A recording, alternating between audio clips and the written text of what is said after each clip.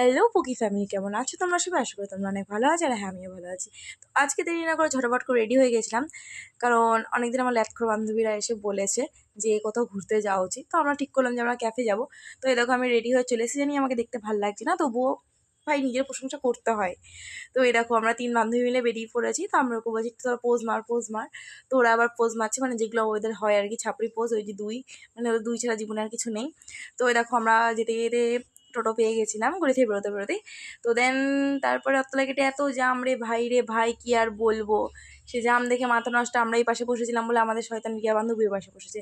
তো দেখতে দেখতে দেখো ক্যাফের সামনেও চলে এসেছি। আর হ্যাঁ, আজকে একটা জিনিসই ভুল হয়েছে, কি আমার ফোন সুইচ অফ হয়ে গেছে, যাতে আসার সময় কি করেছি, ওখানে কি হয়েছে না হয়েছে সে ভিডিওটা রেকর্ডিং করতে পারিনি। তো প্লিজ তোমরা কেউ কিছু মনে করো না।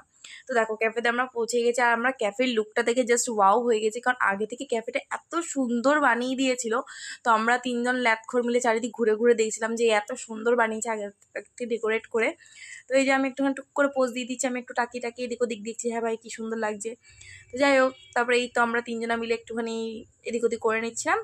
করে টরে নেওয়ার পরে আমরা টুকুর টুকুর করে আবার উপরে চলে আসলাম। তো ওরা আবার পোজ মারছে, দেখো ম্যাডামের পোজ শেষ হয় না, তো আবার ছাতা গুনতে গেছে ওই করে কটা ছাতা আছে। এই যে আমাদের 3জনের পোজ। জানি কাউকে ভাল লাগছে না, হ্যাঁ 2জন সুন্দরীকে ভাল লাগছে, আমাকে ভাল লাগছে না। তারপরে আমি এখানটাতে বসে কটা সেলফি তুলে নিয়েছিলাম, একটু পোজ মেরে দিয়েছিলাম। ও আবার ওখানে গেছিল একটা গুরুত্বপূর্ণ কাজ করতে।